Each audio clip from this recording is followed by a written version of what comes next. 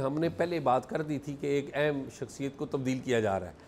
अच्छा, और मैं आसिफ इससे पहले कि आप कमेंट करें, एजाज मुझे ये बताएं, देखें अभी जो आज अब जो ये 30 को चार्ज लेंगे और 30 को नदीम अंजुम चले जाएंगे, अब तो ये ऑफिशियली हो गया। तो ये DGI जो अभी जा रहे हैं, ये तो इमरान खान साहब के लगाए हुए DG थे ना, नदीम अंजुम साहब।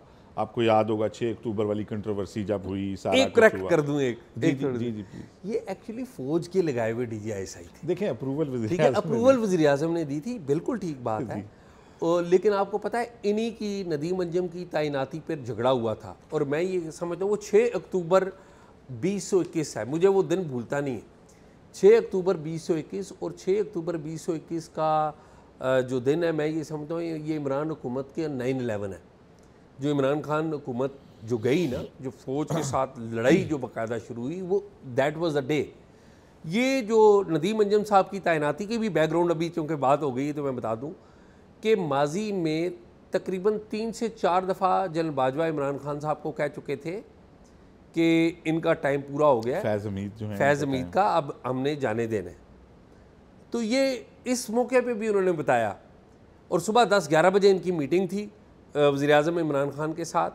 और उस मीटिंग के बाद आपको पता है कि टिकर्स भी TV चैनल्स के ऊपर चल गए थे कि ये नदीम अंजुम जो है ये DGI हैं।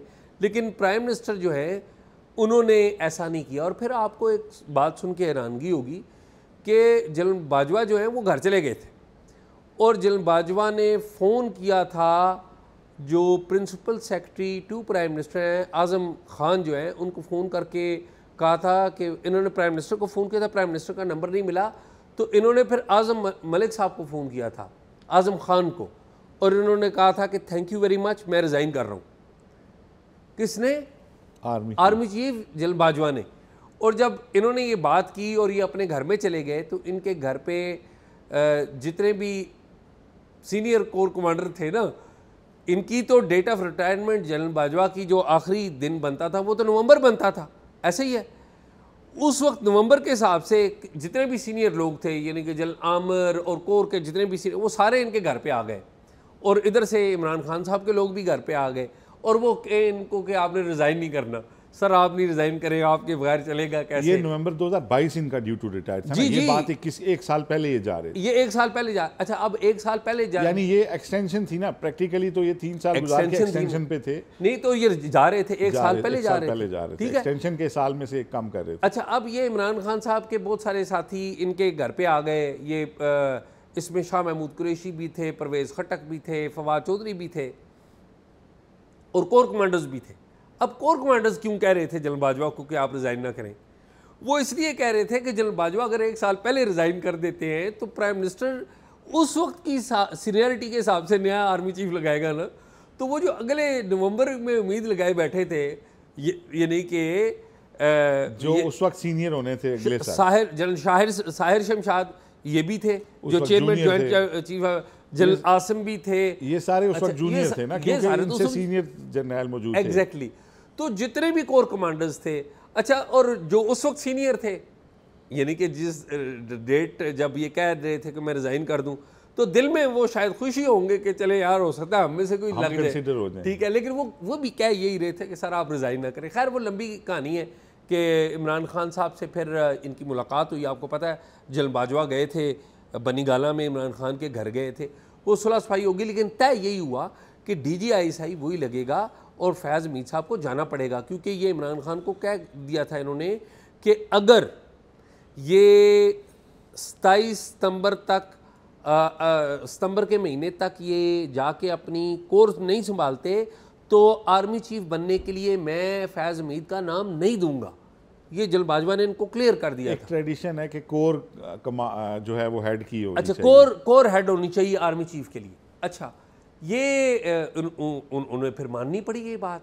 और फिर जनरल बाजवा ने प्राइम मिनिस्टर इमरान खान को ये भी कहा था कि देखिए ये आप ठीक है प्राइम मिनिस्टर हैं, लेकिन मैं फ़ौज को पंजाब पुलिस नहीं बनने दूंगा। ये मैं कोट एंड कोट बता रहा हूँ, फ़ौज को मैं पंजाब पुलिस नहीं बनने दूंगा। तो ज़ाहिर इसी पे तलखी हुई। और फिर नदीम अंजुम आए, और नदीम अंजुम साहब जब आए ना, तो पहली दफ़ा इनकी इमरान खान साहब से मुलाकात हुई।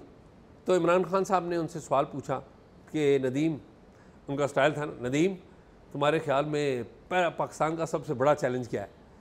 तो जनरल नदीम जो अंजम है, ये जो अभी रिटायर हुए हैं, यानी अनाउंसमेंट हुई है सबूदोशी की, इन्होंने कहा जी मेरे ख्याल में इकॉनमी सबसे बड़ा चैलेंज है।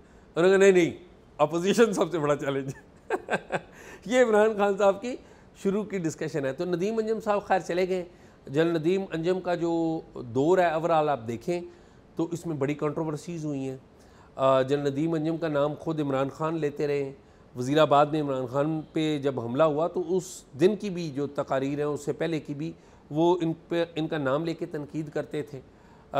और जनरल नदीम अंजम के दौर में आपको पता है बड़ा वाक़या क्या है, 8 फरवरी 2024 के इंतखाबात, ये बहुत बड़ा वाक़या है। फिर जनरल नदीम अंजम के दौर में अगर आप देखें अप्रैल 2022 को इमरान खान साहब की रुखसती भी नो कॉन्फिडेंस में इन्हीं के दौर में हुआ। फिर आप देखें कि अफ़गानिस्तान के साथ हमारी टेंशन्स वो रही हैं।